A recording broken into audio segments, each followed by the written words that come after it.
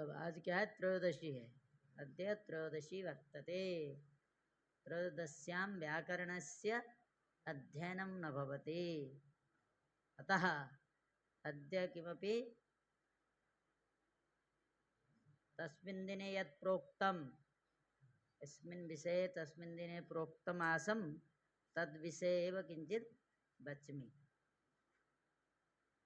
सिद्धार्थ आगतः? आगच्छतु, लिखतु। कर्तृवाच्य, कर्मवाच्य, भाववाच्यः त्रिविधानि वाक्यानि।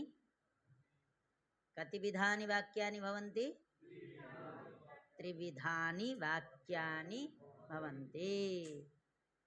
कानि च तानि? कर्तृवाक्यं, कर्मवाक्यं माने कर्तृवाच्यं, कर्मवाच्यं, भाववाच्यं च इति एतानि आहत्य कति विधानि? त्रीणि माने त्रिविधानि। त्रिविधानि वाक्यानि भवन्ति। किं लिखितमस्ति अत्र?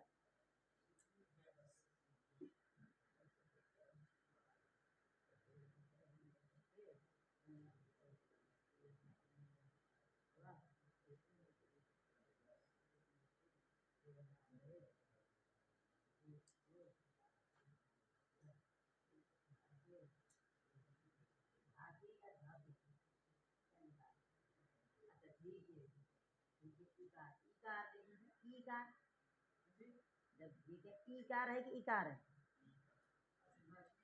तो तुमने क्या लिखा? धी इकार। धी में तो ई नहीं है, ई है।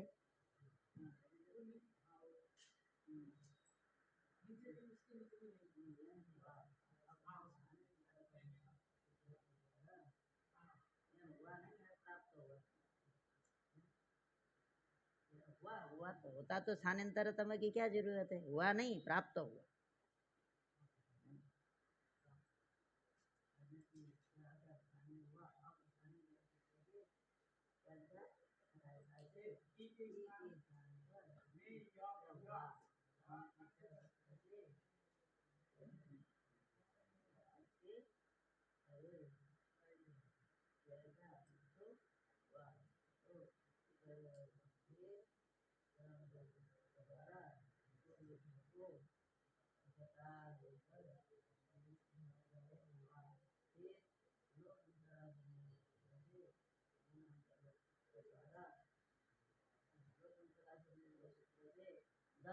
की संयोग संज्ञा हुई, तत्पश्चात ऐसे लिखना चाहिए।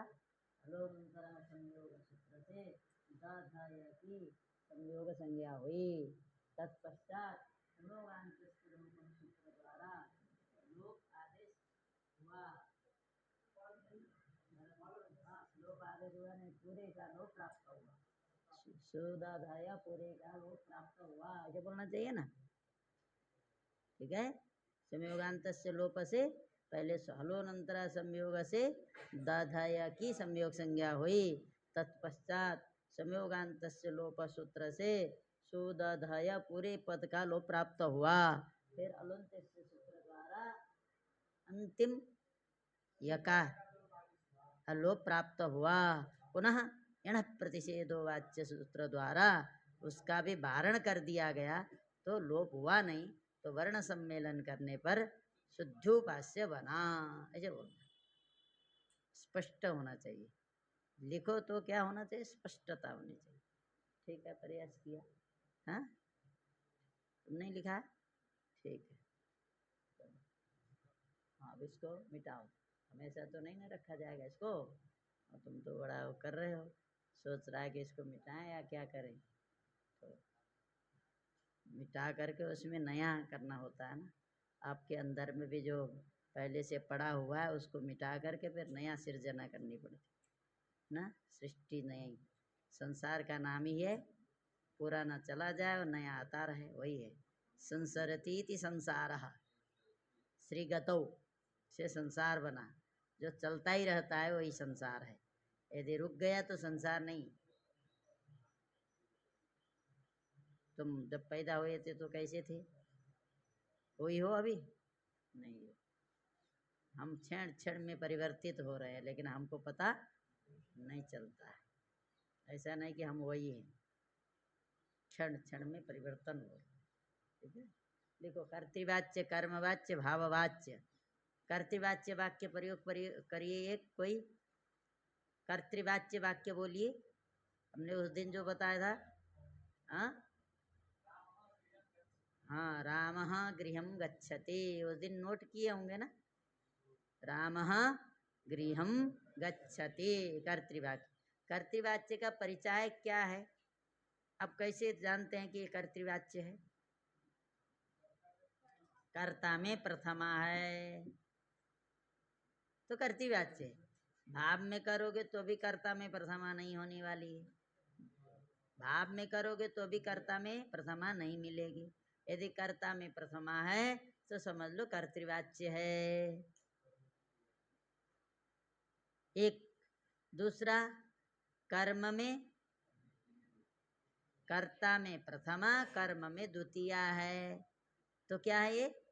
कर्तृवाच्य है। और स्पष्ट हमने पहले बोल दे, कर्ता देखो, सबसे पहले कर्ता देख लो। कर्ता में यदि प्रथमा है, क्या लिखा? कर्तृवाच्य, कर्मवाच्य, भाववाच्य। हाँ, कर्तृवाच्य वो बोला ना, रामः ग्रामं गच्छति।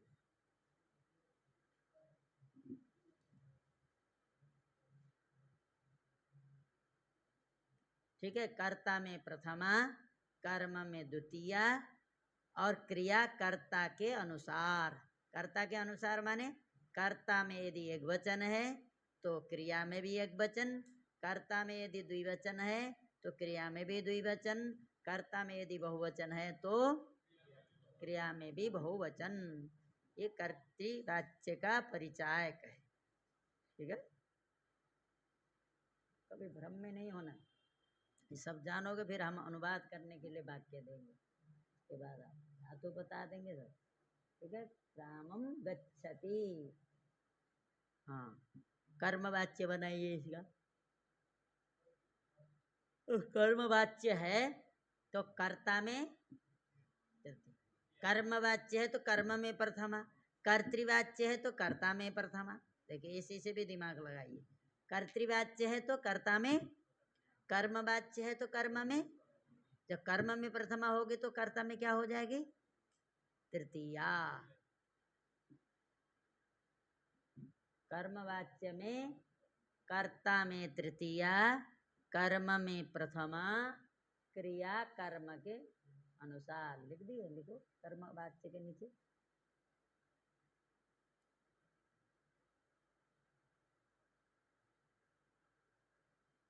कोमा लगा दो ना,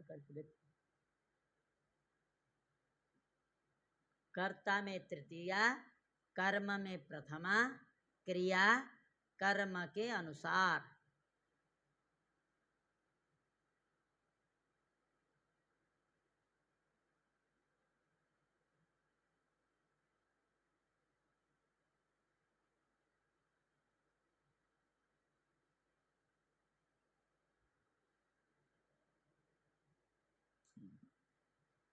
अब वाक्य भी लिख दो इसका।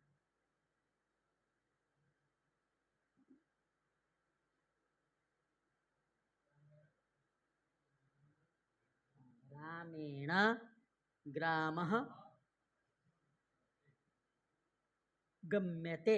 ठीक, रामेण ग्रामः गम्यते। रामेण ग्रामः गम्यते। कल एक छोटा आया था, आज नहीं आया, आ गया। रामेण ग्रामः गम्यते, लिख दिए। अब देखिए, हमने जो बताया वही है ना। कर्ता में हमने क्या बताया था? कर्ता में प्रथम, कर्तृवाच्य में क्या बताया था हमने?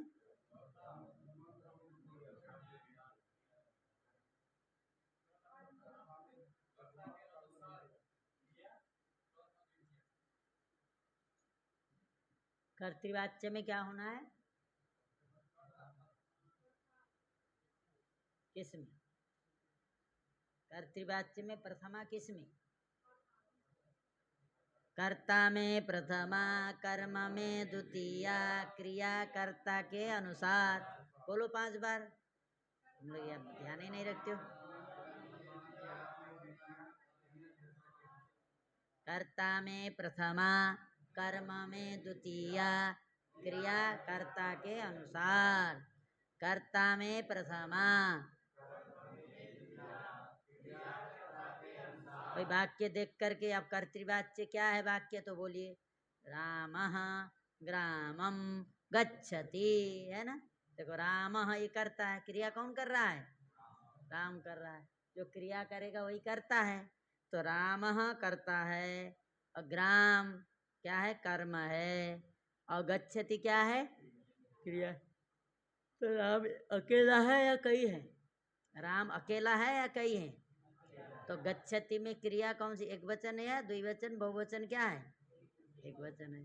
कर्ता जब एक है तो उधर भी एक वचन हुआ। ठीक है।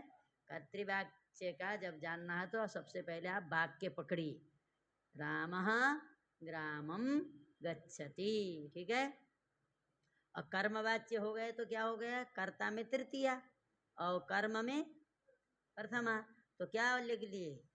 रामेण ग्रामः गम्यते, रामेण ग्रामः गम्यते, रामेण ग्रामः गम्यते, रामेण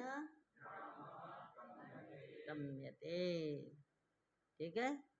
अब भाव वाच्य इसका नहीं बनेगा।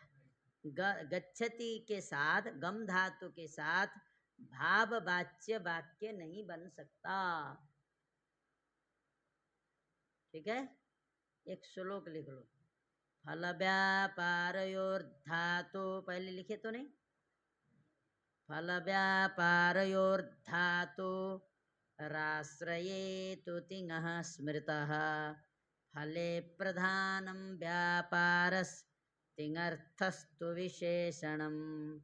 फले प्रधानं व्यापारस्, फले प्रधानं व्यापारस्, फले लिख दो, लिख सकते हो।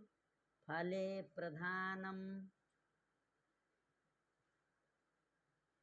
फले प्रधानम व्यापारस, फले प्रधानम व्यापारस तिङर्थस्तु विशेषणम, व्यापारस तिङर्थस्तु विशेषणम, तिङर्थस्तु विशेषणम, विशेषणम,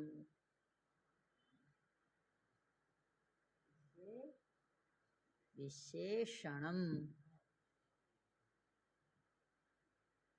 फले, अच्छा हमने तो नीचे वाला लिख दिया है, पहले का शुरू का छूट गया। फल व्यापारयोर्धातु लिखो, इसके पहले है। नहीं मिटाओ मत, जगह तो है ऊपर। हाँ छोटे अक्षरों में लिखो, ये दिक्कत आ जाएगा। फल व्यापारयोर्धातु, फल व्यापारयोर्धातु, हमने दूसरी पंक्ति बोल दिया। फल व्यापारयोर्धातु, फल व्यापारयोर्धातु राश्रयेतु, राश्रयेतु तिङः स्मृतः, फल व्यापारयोर्धातु राश्रयेतु तिङः स्मृतः।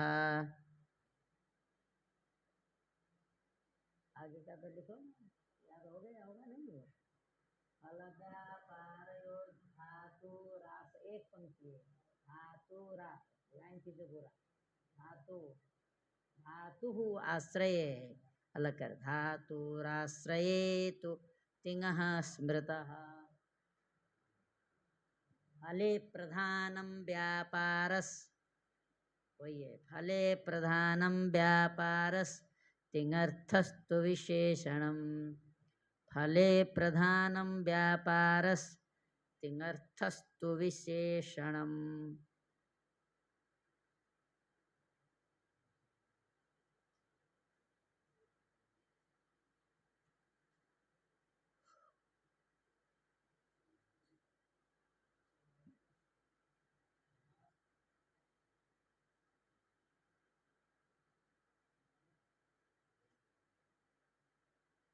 देखिए धातु के दो अर्थ होते हैं। फल व्यापारयोर धातु, फल व्यापार माने व्यापार, फल और व्यापार का वाचक धातु होता है। फल व्यापार का वाचक धातु होता है। फल व्यापार का वाचक क्या होता है? धातु होता है। इसका मतलब फल व्यापार धातु का अर्थ है। क्या मतलब हुआ? फल व्यापार, फल व्यापार का वाचक, बैठो थोड़ी देर बैठो, फल व्यापार का वाचक धातु होता है। इसका मतलब क्या निकला? फल और व्यापार का, फल व्यापार किसका अर्थ है? धातु का। कोई भी धातु होगा उसके दो अर्थ होते हैं, फल व्यापार। कोई भी धातु, सभी धातुओं के अर्थ फल और व्यापार दो होते हैं। या ठीक है, ये नहीं कि कहीं फल कहीं व्यापार, नहीं, फल व्यापार दोनों ही किसके अर्थ हैं? धातु के। और तिंग का अर्थ क्या है फिर? तिंगर आश्रय तो तिंग स्मृत, आश्रय अर्थ है। तिंग का अर्थ क्या है? आश्रय। तिंग का मतलब आप समझते हैं, जो धातु के आगे लगाते हैं। क्या है? आश्रय किसका अर्थ है? तिंग का। फल और व्यापार किसका अर्थ है? फल व्यापार अर्थ किसका है? और तिंग का अर्थ क्या है? आश्रय। तिंग का अर्थ है आश्रय। फल और व्यापार किसका अर्थ है? धातु का अर्थ क्या है? हाँ, फल व्यापार। तिंग का अर्थ क्या है? आश्रय। आया? तिंग का आश्रय अर्थ किसका है? तिंग का। आश्रय अर्थ तिंग का है। तिंग का अर्थ क्या है? आश्रय। धातु का अर्थ क्या है? फल और व्यापार। फल व्यापार किसका अर्थ है? धातु का। आया समझ में? फल व्यापार। अब यहाँ देखिए, फल व्यापार दो अर्थ हैं। आपको आसान तरीका बता देते हैं। हमने क्या कहा? कर्तृवाच्य जो वाक्य होते हैं, धातु दो प्रकार के होते हैं। कौन कौन? सकर्मक अकर्मक। लिखिए, धातु दो प्रकार के होते हैं। धातु दो प्रकार के होते हैं, सकर्मक और अकर्मक।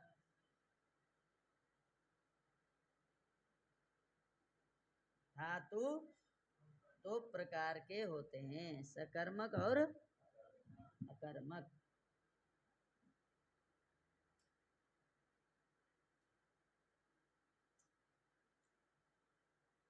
जिस धातु का कर्म होता है, जिसमें कर्म रहता है, उसे सकर्मक कहते हैं। जिसमें कर्म नहीं रहता उसे अकर्मक कहते हैं। ठीक है? जिसका कर्म रहता है उसे सकर्मक कहते हैं, जिसका कर्म नहीं रहता है उसे अकर्मक कहते हैं। जिसका कर्म रहता है उसे सकर्मक कहते हैं, जिसमें कर्म नहीं रहता है उसे अकर्मक कहते हैं।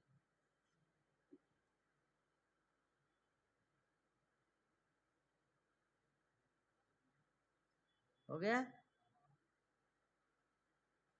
या अथवा लिखो आगे।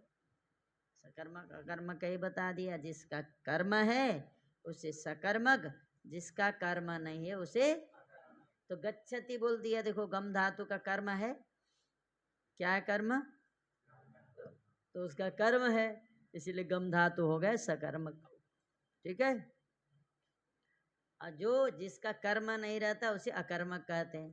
लिखो श्लोक। क्या?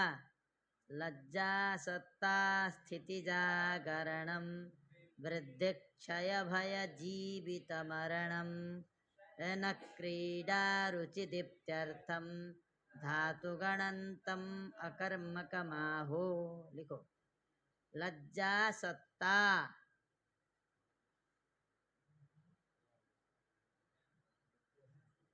लज्जा सत्ता, आप जो है लकारार्थ या भाव कर्म में देखोगे तो नीचे लिखा है। हाँ,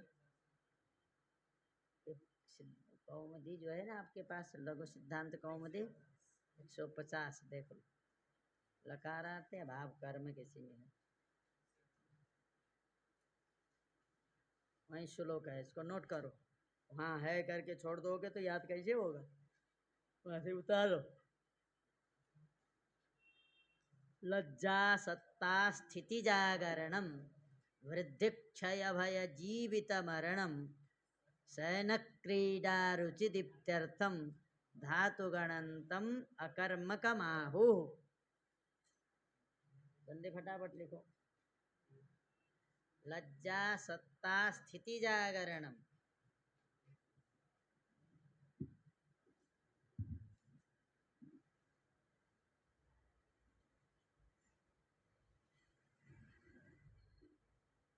लज्जा सत्ता स्थिति जागरणम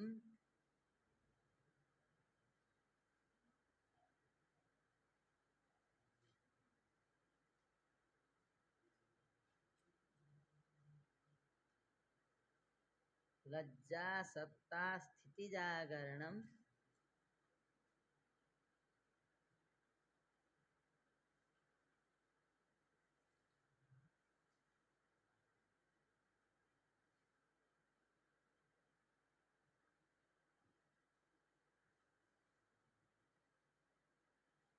लज्जा सत्ता स्थिति जागरणम वृद्धि क्षय भय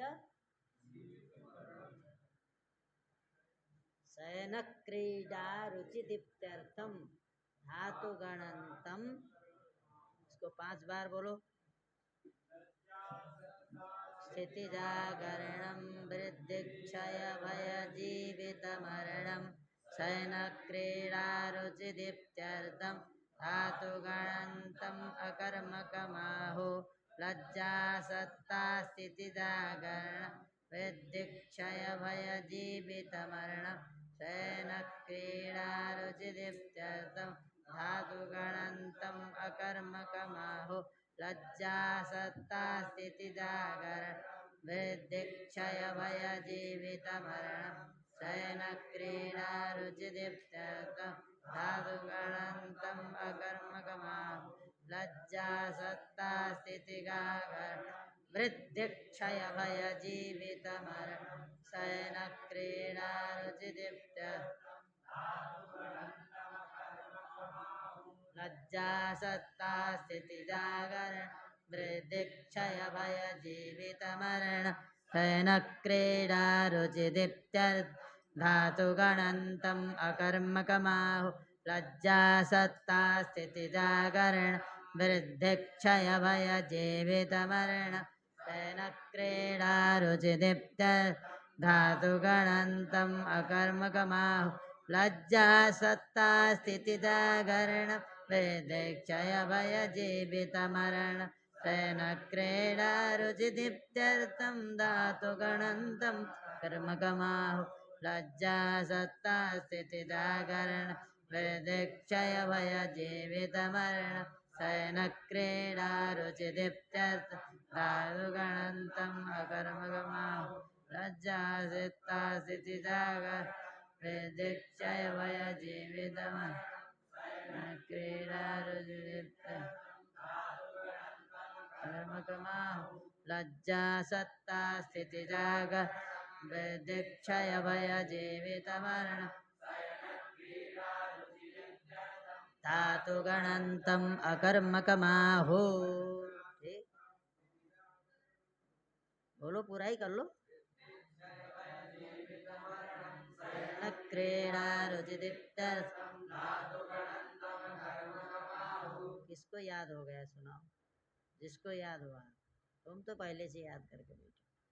याद, और किसको याद हो गया? और 3 लोग बस, 4 और कोई नहीं? महिला मंडली जो है हमेशा पीछे ही रहती है, ऐसे क्यों? तो महिलाओं को तो और आगे रहना चाहिए ना। ध्यान। लज्जा सत्ता स्थिति जागरण वृद्धि क्षय भय जीवित मरण शयन क्रीडा रुचि दीप्त्यर्थम धातु गणंतम अकर्मकमा। लज्जा सत्ता स्थिति जागरण वृद्धि क्षय भय जीवित मरण शयन क्रीडा रुचि दीप्त्यर्थम धातु गणंतम अकर्मकमाहु। लज्जा सत्ता स्थिति जागरण वृद्धि क्षय भय जीवित मरण शयन क्रीडा रुचि दीप्त्यर्थ धातु गणंतम अकर्मकमाहु। लज्जा सत्ता स्थिति जागरणं वृद्धि क्षय भय जीवित मरण शयन क्रीडा रुचि दीप्त्यर्थ धातु गणंतम अकर्मकमाहु। लज्जा सत्ता स्थिति जागरणं वृद्धि क्षय भय जीवित मरण शयन क्रीडा रुचि दीप्त्यर्थम धातु गणंतम अकर्मकमाहु।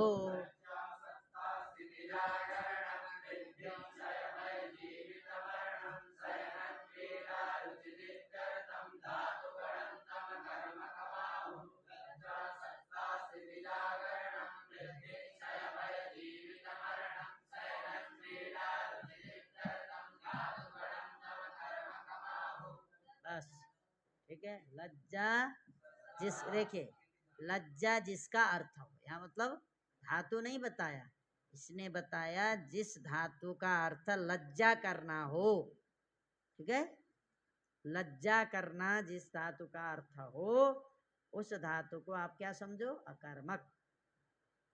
लज्जा, लज्जा तो मालूम है ना, लज्जा अर्थ जिसका हो उस धातु को क्या समझना चाहिए, अकर्मक। स्थिति जानते हो ना, स्थिति।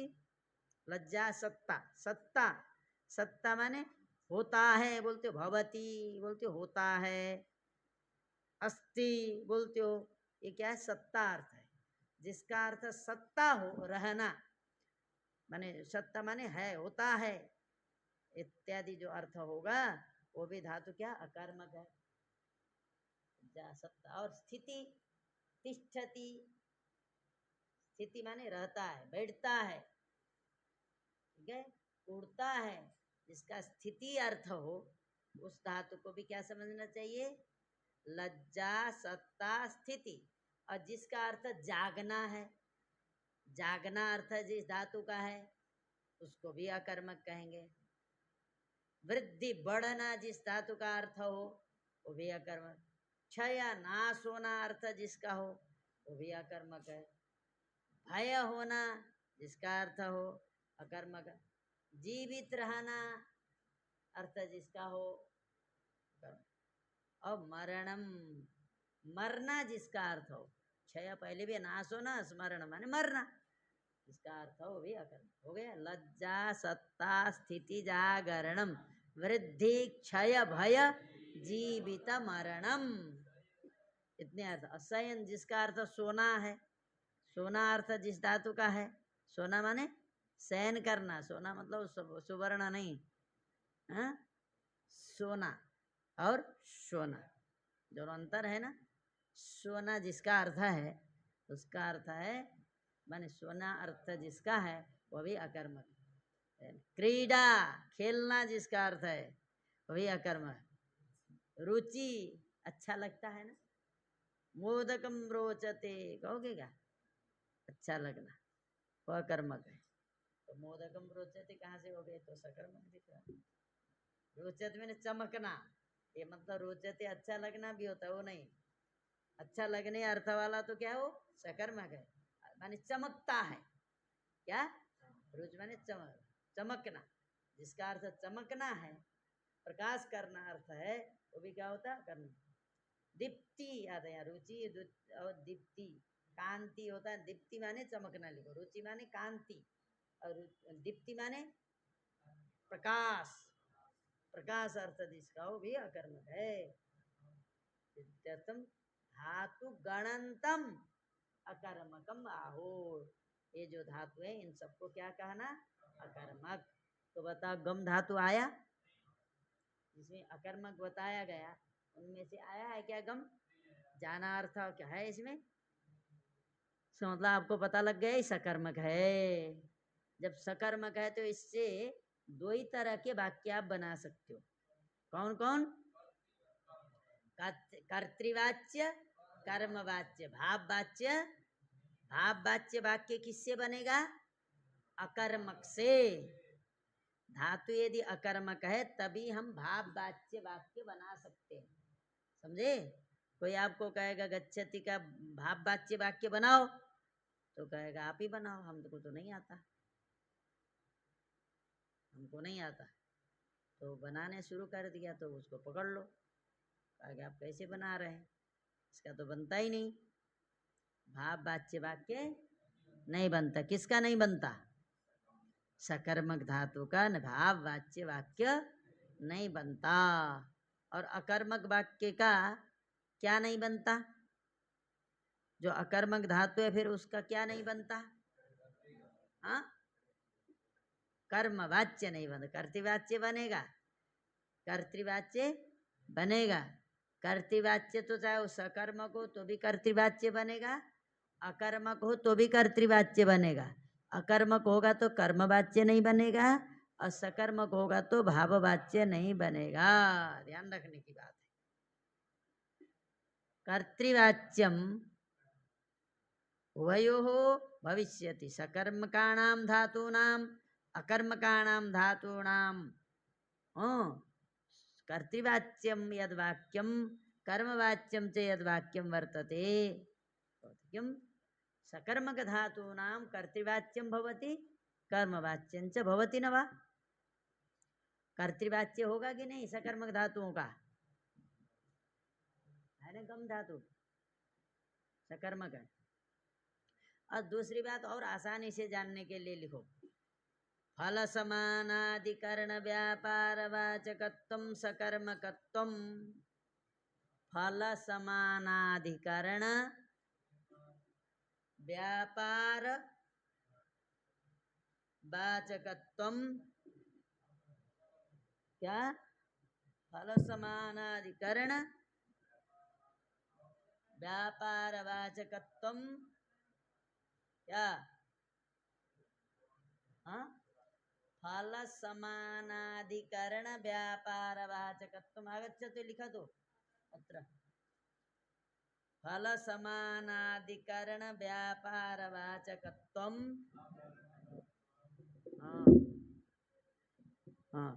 फल समानाधिकरण व्यापार वाचकत्वम् अकर्मकत्वम्। फल समानाधिकरण व्यापार वाचकत्वम्, फल समानाधिकरण व्यापार वाचकत्वम् सकर्मकत्वम्। लिख लिए? फल समानाधिकरण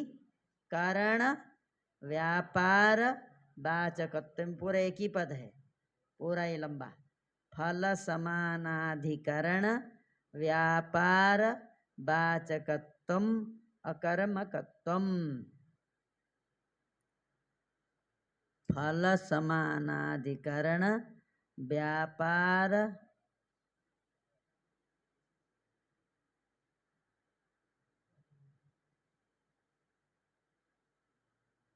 लिख ली। और फल व्यधि, व्यधि जोड़ दो वहीं, फल समानाधि की जगह पर व्यधि जोड़ दोगे, सकर्मक हो जाएगा। फल व्यधिकरण व्यापार वाचकत्वम् सकर्मकत्वम्। फल व्यधिकरण व्यधि, फल व्यधिकरण व्यापार वाचकत्वम् सकर्मकत्वम्। लिख लिए?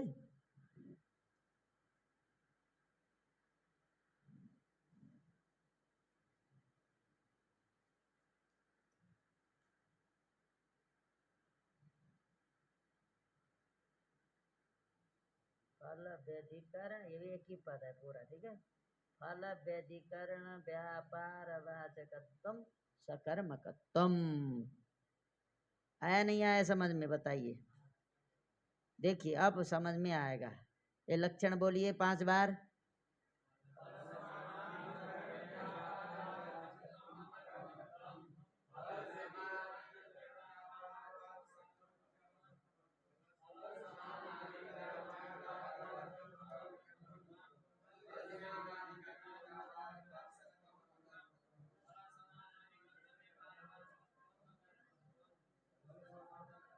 क्यों ऐसे हो रहा है?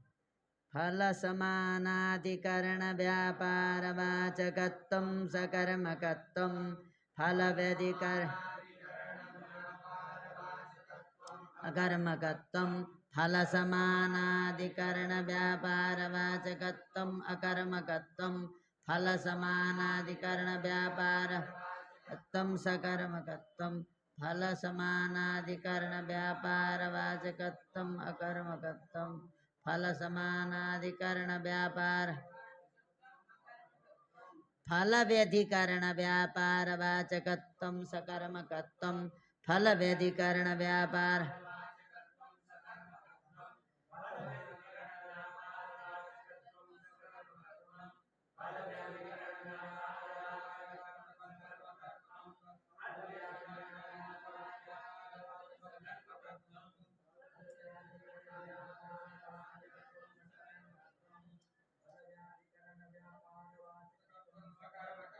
अब देखिए इसका समझ, अब आपको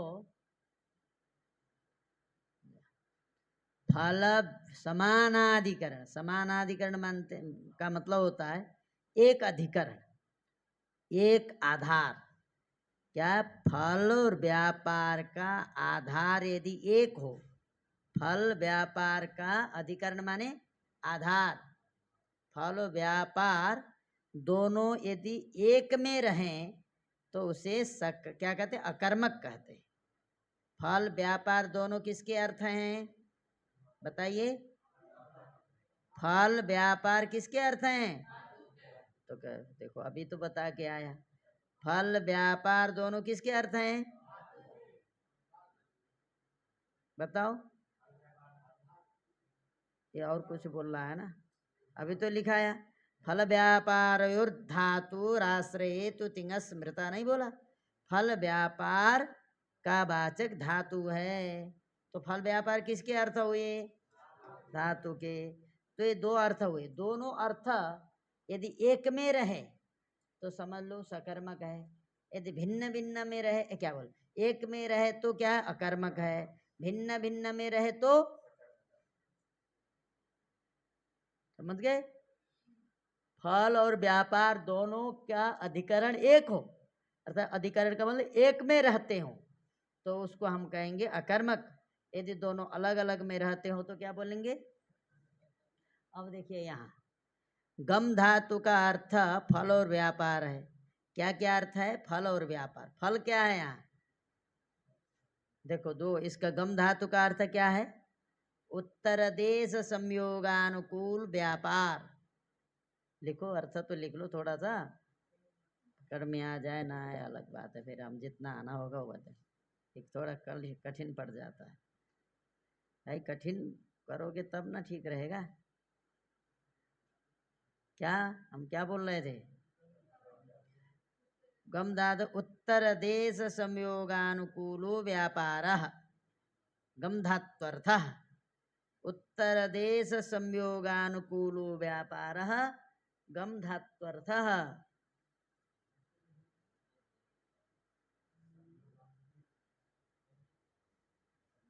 उत्तर देश संयोगानुकूल कूलो व्यापारः, उत्तर देश संयोगानुकूलो व्यापारः।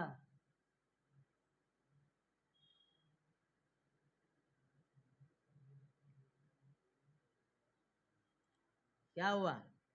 उत्तर देश संयोगानुकूलो व्यापारः गम धात्वर्थः।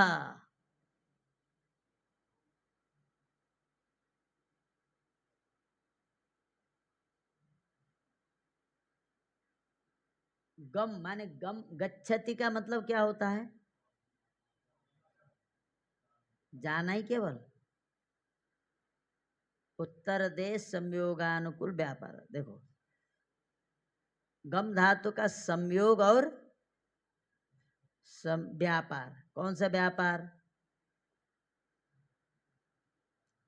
हाँ अब दो देखिए, गम धातु के अर्थ जाना ही चलना ही केवल है क्या? गम धातु के अर्थ केवल चलना है?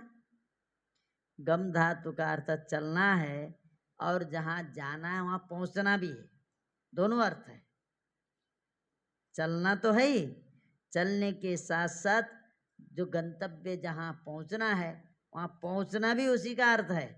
संयोग माने पहुँचना, संयोग के लिए जो कुछ भी करते हो उसको कहते हैं फल। क्या फल माने? व्यापार। संयोग है फल, संयोग के लिए जो कुछ भी करोगे उसे क्या कहेंगे? व्यापार। तो बताइए संयोग कहाँ है?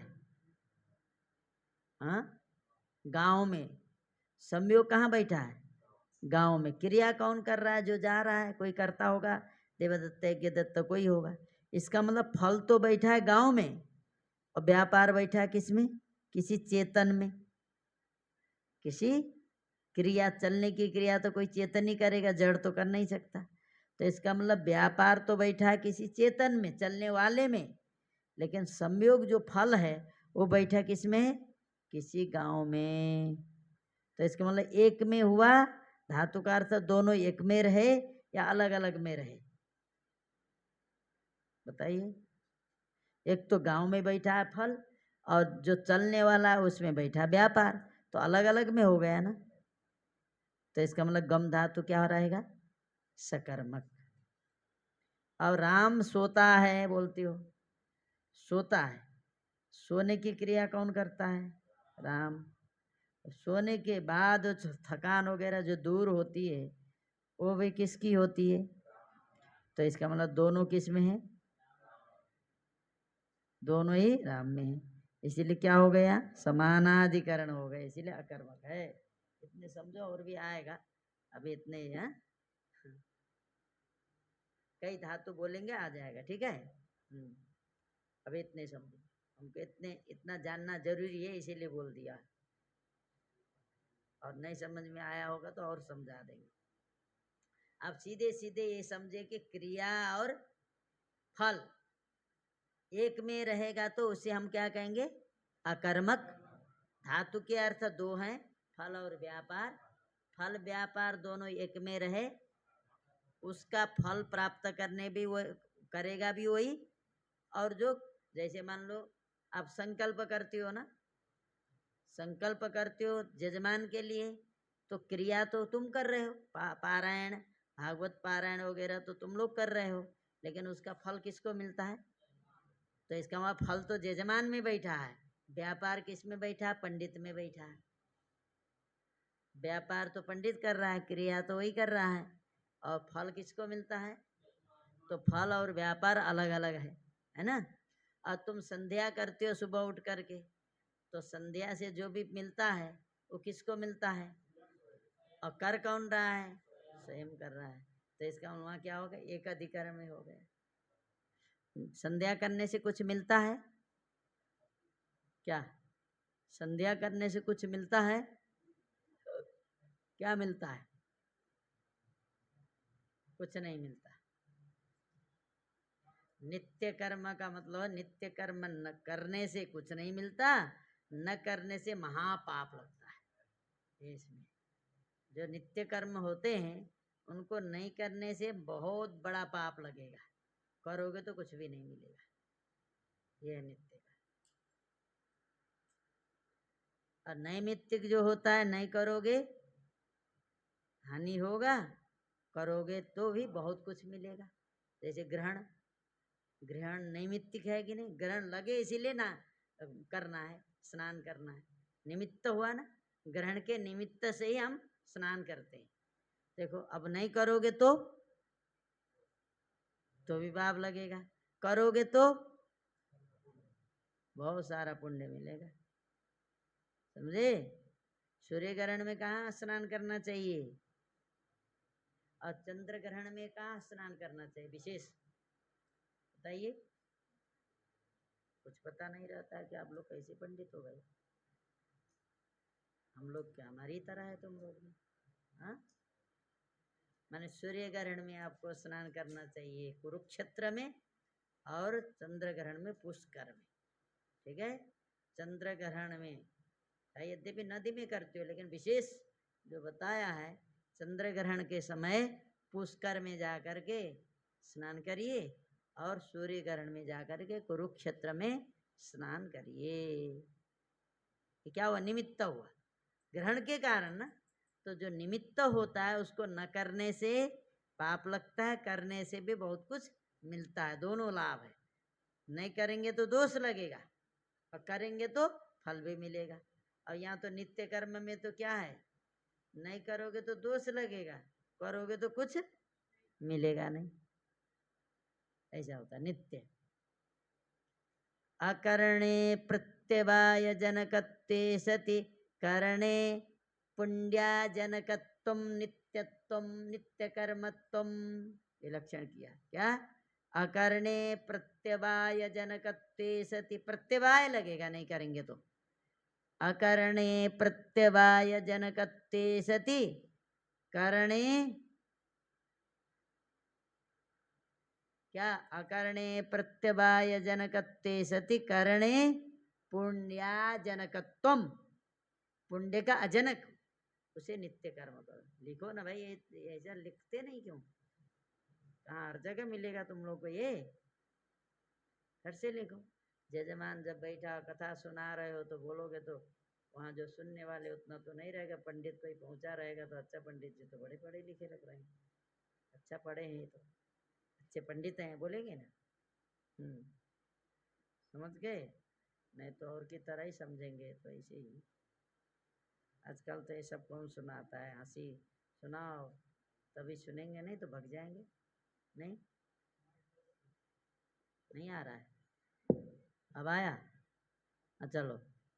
करणे अकरणे प्रत्यवाय जनकत्वे सति, अकरणे प्रत्यवाय जनकत्वे सति करणे प्रत्यवाय जनकत्वे सति अकरणे प्रत्यवाय जनकत्वे सति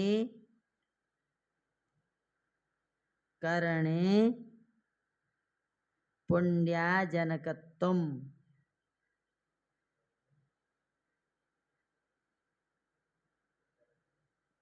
करणे पुण्याजनकत्वम।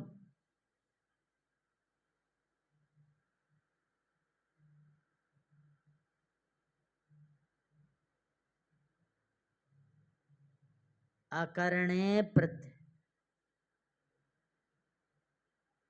अकरणे प्रत्यवाय जनकत्वे सति करणे पुण्याजनकत्वम नित्यत्व नित्यकर्मत्वम।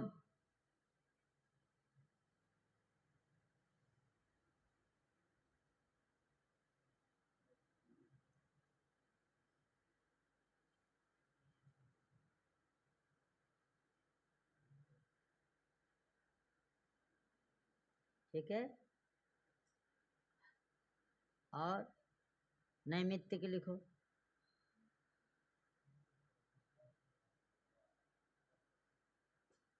अकरणे प्रत्यवाय, पहले वाला तो वही है। अकरणे प्रत्यवाय जनकत्वे सति करणे पुण्यजनकत्वम नैमित्तिक कर्मत्वम।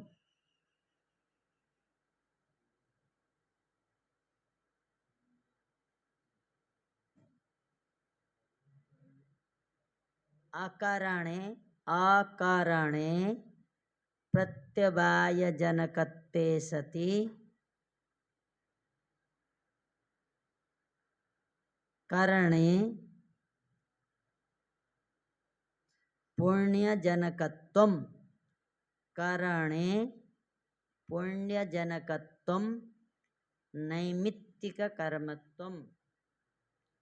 अकरणे प्रत्यवाय जनकत्वे सति करणे पुण्य जनकत्वम, जो न करने पर पाप देते हुए करने पर बहुत सारे पुण्य को जो प्रदान करते हैं उन्हें नित्य कर्म क्या नैमित्तिक कर्म कहते हैं। न करने पर जिसमें दोष लगता हो और करने से पुण्य भी प्राप्त होता हो उसे नैमित्तिक कर्म कहते हैं। समझ में आई क्या? न करने पर दोष लगता हो और करने से पुण्य प्राप्त होता हो ऐसे कर्मों को नैमित्तिक कर्म कहते हैं। अब समझ में आया नहीं आया? न करने से दोष लगता हो और करने से पुण्य की प्राप्ति होती हो उसे नैमित्तिक कर्म कहते हैं। न करने पर दोष लगता हो, करने से किसी भी प्रकार के फल की प्राप्ति नहीं होती हो उसे क्या कहते हैं? नित्य कर्म कहते हैं। न करने पर दोष लगता हो और करने से पुण्य की प्राप्ति न होती हो तो उसे क्या कहते हैं? और जिसको न करने से दोष होता हो, करने से पुण्य की प्राप्ति भी होती हो उसे नैमित्तिक कहते हैं। नहीं करने से, न करने पर दोष नहीं लगता हो, करने से फल की प्राप्ति होती हो उसे काम्य कर्म कहते हैं। देखो, न करने पर न दोष लगता है न फल की प्राप्ति होती है, किंतु करने पर जिससे फल की प्राप्ति होती है उसे काम्य कर्म कहते हैं। क्या? न करने पर दोष भी नहीं लगता और फल की प्राप्ति भी नहीं होती। करने क्या? न करने पर दोष नहीं लगता और फल की प्राप्ति भी नहीं होती है।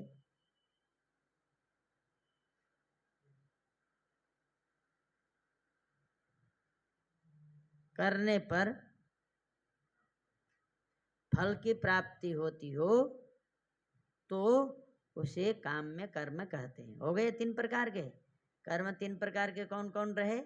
नित्य, नैमित्तिक, काम्य। नित्य, नैमित्तिक, काम्य, 3 प्रकार के कर्म हुए ना। नित्य कर्म किसे कहेंगे?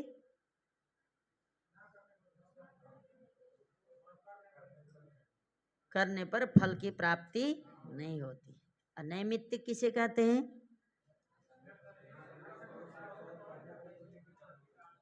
उसे नैमित्तिक कहते हैं।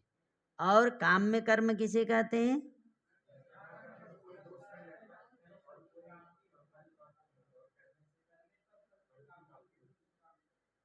ठीक है, सकाम नहीं, क्या?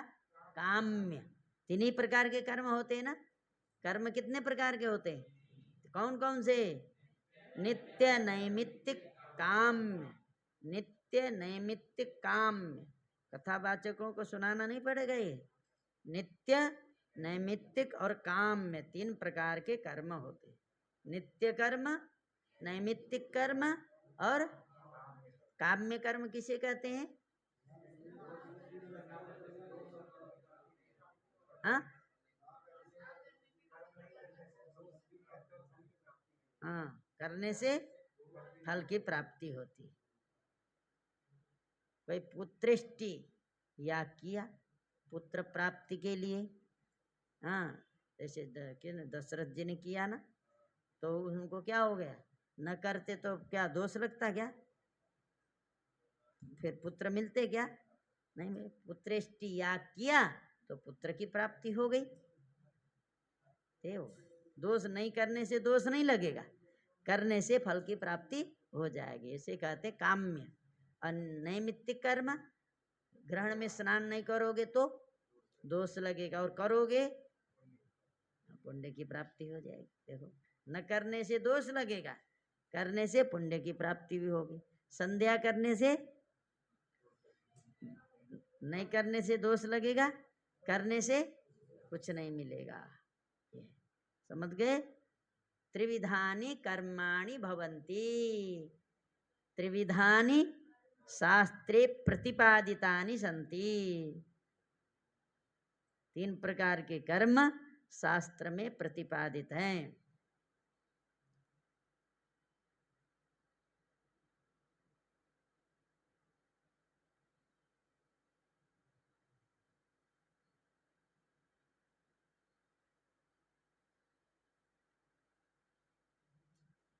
हो गया? हाँ, तो ये क्यों आया, ये सब क्यों आए, किस प्रसंग में आए? कर्म के प्रसंग में ये आए, कर्म। ठीक है, तो जिसका कर्म और क्या नाम, फल व्यापार, फल के क्रम में आया, फल और व्यापार दोनों एक जगह रहे तो हम उस धातु को क्या कहेंगे? हाँ, अकर्मक कहेंगे। फल और व्यापार जहाँ अलग अलग में रहे उसे हम सकर्मक कहेंगे। तो गम धातु के जो फल और व्यापार हैं, फल बैठा है गांव में और व्यापार बैठा है जो चल रहा है उसमें, कर्ता में, किसी चेतन में। तो इसका मतलब फल व्यापार अलग अलग में बैठे हैं, इसीलिए गम धातु को हम कहते हैं सकर्मक। और कोई सो रहा है तो सो रहा है, तो सोने के लिए जो कुछ करना है वो कौन करेगा? सोने वाला। इसका मतलब बिस्तर लगाना तो चेला लगा देगा, ये मत समझना। चलो, बिस्तर लगाने से निद्रा नहीं आती है, जिसको निद्रा नहीं आनी है। निद्रा आने के लिए स्वयं में कोई क्रिया होती है, जो ऐसे अंदर की चीज है, कुछ व्यापार है, उसी व्यापार से निद्रा आती है। निद्रा आती है, फिर निद्रा आने के बाद फिर पहले दिन काम करके थक करके आया रहता है, दूसरे दिन फिर सब थकान दूर हो करके उसी तरह पहले दिन की तरह तरो ताजा हो करके फिर कार्य संपादन के लिए चल देता है ना। इसका मतलब क्या? निद्रा के लिए जो भी क्रियाएं करनी है वही व्यक्ति करता है, निद्रा के बाद जो फल मिलना है वो भी किसको मिलता है? उसी को मिलता है। इसका मतलब दोनों ही एक ही में बैठे हैं, फल व्यापार दोनों ही सोने वाले में है। तो सोने वाले में होने के कारण से इसको क्या कहते हैं? अकर्मक। एक अधिकरण में हो गया, ठीक है, इसलिए उसे कहेंगे आप प्रयोग करिए, अपने आप ही वाक्य बनाइए, हमने इतना दे दिया है, उसमें से बनाएंगे, अपने आप आ जाएगा अकर्मक सकर्म। कल आप लोग क्या करेंगे? कहने के आजकल तो मिलता ही है, तो आप करके ये 3 सकर्मक के 10 वाक्य बना करके ले आइए। धातु आपने खोज दिया, अकर्मक तो हमने बता दिया ना कौन कौन अकर्मक है, लज्जा, सत्ता, स्थिति, जागरण बता दिया। तो इनसे सकर्मक धातु और अकर्मक धातु के वाक्य आप क्या बनाएंगे? दो दो दो दो क्या कहें? सकर्मक धातु के 2 प्रकार के वाक्य बनेंगे। कौन? कर्तृवाच्य, कर्मवाच्य, और अकर्मक धातु का कर्तृवाच्य और भाववाच्य। अकर्मक धातु का, आओ लिखो, यहाँ लिखो तो थोड़ा, कर्तृवाच्य का क्या नाम? कर्तृवाच्य क्या? सकर्मक धातु से कर्तृवाच्य कर्मवाच्य लिखो। सकर्मक धातु का कर्तृवाच्य और कर्मवाच्य बनाइए, 10-10 बना के लाइए, ठीक है, कल बना लेंगे। नकल मत करना, नहीं तो आजकल बहुत कुछ उसमें भी दे देता है यूट्यूब कुछ, हाँ आजकल देता है ऐसे है ना। कर्तृवाच्य संस्कृत भी देता ही होगा। कर्तृवाच्य सकर्मक धातु से कर्तृवाच्य और कर्मवाच्य, सकर्मक धातु से कर्तृवाच्य कर्मवाच्य, अकर्मक से हाँ कर्तृवाच्य और भाववाच्य। सकर्मक से कर्तृवाच्य कर्मवाच्य, अकर्मक से कर्तृवाच्य और भाववाच्य।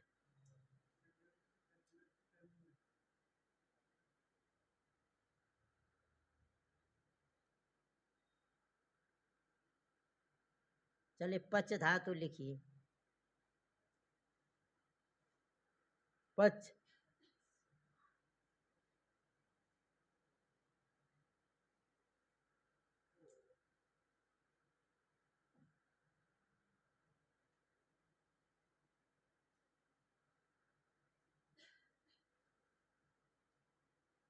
पच लिख लिए,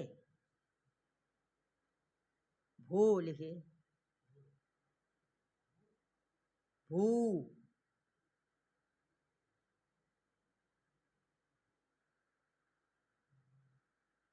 वद,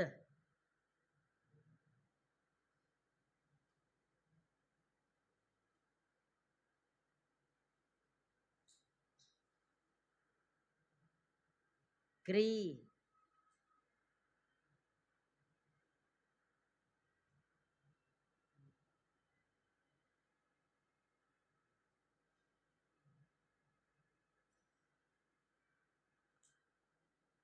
अत,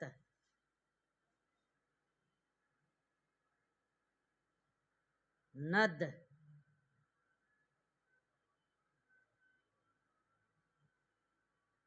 ध्री,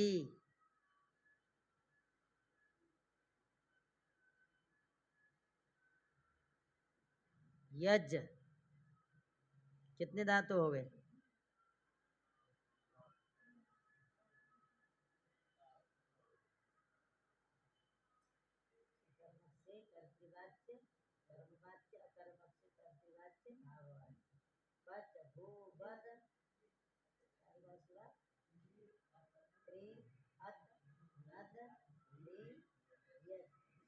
इतनी धातु अब आपको देखना कौन कौन से किसमें है।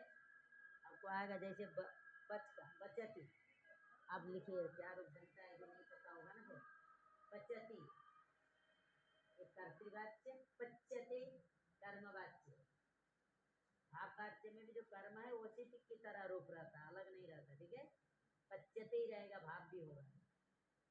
कर्तृवाच्य होगा तो आपको पचती बोलना है, और कर्मवाच्य भाव वाच्य होगा तो पच्यते बोलना है। भाव और कर्म में रूप में अंतर नहीं रहता। अब भू का क्या है, उसको भू का लिखिए। भवती कर्तृवाच्य हो गया, भूयते आप वाच्य हो चाहे कर्म वाच्य हो, भूयते बनेगा। अब आपको पता करना है कि कर्म वाच्य में बनेगा या भाव वाच्य में बनेगा, आपको चिंता हो गया। भवती और भूयते, बदती, बदती, बदती, उद्यते, उद्यते, उ उद्यते। कर्तृ भाव ने भाव वाच्य कर्म वाच्य में जो भी होगा, अब किस में होगा, कर्म वाच्य में होगा या भाव वाच्य में होगा, वो आपको अलग करना है, ठीक है। अब क्या धातु दिया है? क्री, करोति, करोति, क्रियते, क्रियते, रस्वईकार लिख देना, क्रियते, क्र के ऊपर रस्वईकार, क्रियते। कर्तृवाच्य भाव वाच्य या कर्म वाच्य होगा, आपको पता करना है। अब उसके बाद अतति,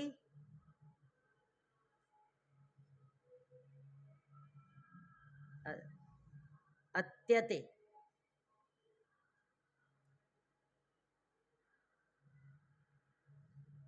और उसके बाद नद, नदति, नद्यते,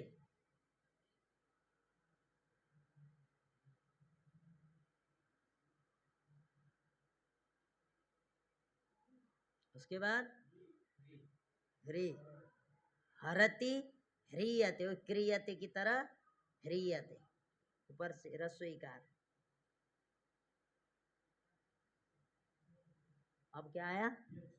हाँ, यजति, यज्यते, इज्जते, गड़बड़ बोल दिया। यजते क्या, यजति, इज्जते, ई, य की जगह पर ई लिखो, इज्जते रसोईकार। इतना ही है। अब बताइए, वाक्य बनाइए, शुरू का वाक्य बनाइए, क्या है? जाओ तुम भी बनाओ, बनाओ जाओ, आज तुम्हारा भी यही पाठ है।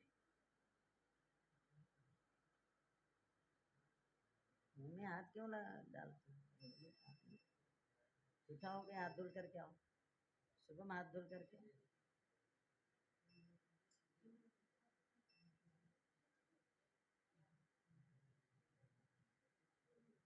और उस हाथ से धोती छुएगा तो धोती भी धुलाएंगे अभी। हाथ धुल करके।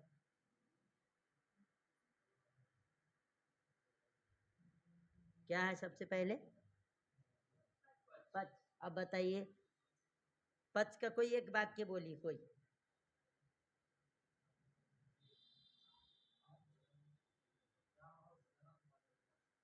रामः भोजनम पचति, लिखिए। आप लोग शुरुआत वाले हैं ना, इसीलिए हमको कुछ करना पड़ेगा तब। रामः, ओदनम लिखो, भोजनम क्या हो, भोजनम भी लिख सकते हो, चलो। रामः भोजनम पचति। एक कर्तृवाच्य हो गया, पता लग गया ना। कर्ता कौन, पकाने वाला कौन है? राम है। क्या पका रहा है? भोजन। कर्म हुआ, तो कर्म में द्वितीय करनी है। राम अकेला है, इसीलिए पचति एक वचन। रामः भोजनम पचति। क्या हो गया? रामः भोजनम पचति। रामः भोजनम पचति। हो गया। अब इसका बताइए आप, कर्तृवाच्य बन गया, ये तो हो गया। भाववाच्य बनेगा, कर्मवाच्य। इसका भाववाच्य कर्मवाच्य में से क्या बनेगा सिद्धार्थ? पच धातु का कर्मवाच्य बनेगा या भाववाच्य?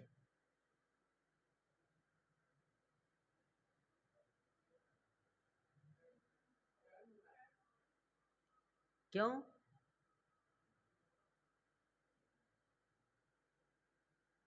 सकर्मक धातु है, बोलो ना, इतने देर क्यों लगाते हो? आपको यही बोलना है, ये कैसा धातु है? सकर्मक है। सकर्मक होने के कारण से इससे भाववाच्य नहीं बनेगा। भाववाच्य बनने के लिए क्या चाहिए? अकर्मक चाहिए। भाववाच्य वाक्य बनाने के लिए धातु को क्या होना जरूरी है? अकर्मक होना जरूरी है। एक कर्मक जब हमने बोल दिया ओदनम अथवा भोजनम पचति, वो भोजनम जब कर्म बोल दिया, इसका मतलब सकर्मक है। जब वाक्य बोल दिया तो आपको पता लगना चाहिए ना सकर्मक है। तो सकर्मक धातु है, इसीलिए जब कर्तृवाच्य तो हमने बना लिया। अब इसका भाववाच्य नहीं बनेगा, कर्तृवाच्य।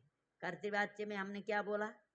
क्या होता है? कर्ता में तृतीया, कर्म में प्रथमा, क्रिया कर्ता के अनुसार। अब पचति की जगह पर पच्यते बनेगा, ठीक है।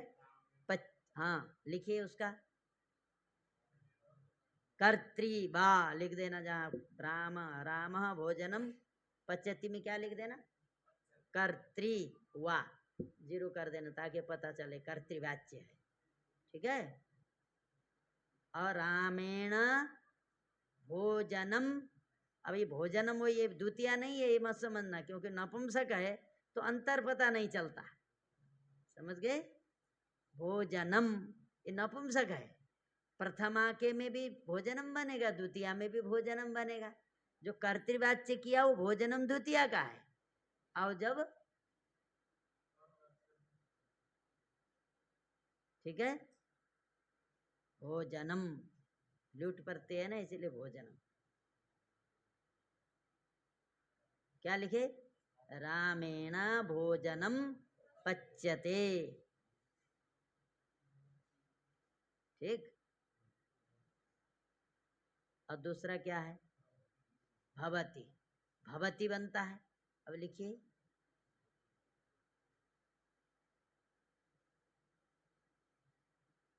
घटः भवति। घटः भवति माने उत्पद्यते इत्यर्थ। घटः भवति, ये कर्तृवाच्य हो गया ना। कर्म नहीं रहता, हमने बोला था कर्तृवाच्य में जो अकर्मक होगा पता लग गया। घटः भवति, घट क्या है? कर्ता, घट हो रहा है।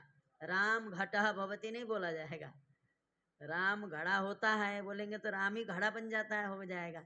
इसलिए घटः भवति, ये क्या हो गया? इसमें कर्म तो पता लग गया क्या है, भू धातु अकर्मक है। हाँ, तो अब इसका मतलब अकर्मक धातु है, तो आपने राम क्या घटः भवति लिख दिया। अब इसको बनाइए, कर्म वाच्य बनेगा कि नहीं? हाँ, भाव वाच्य बनाइए। घटेन भूयते, ठीक है, घटेन भूयते, घटेन भूयते। अभी लगे कर्म वाच्य सबसे आसान होता है कर्तृ वाच्य की अपेक्षा।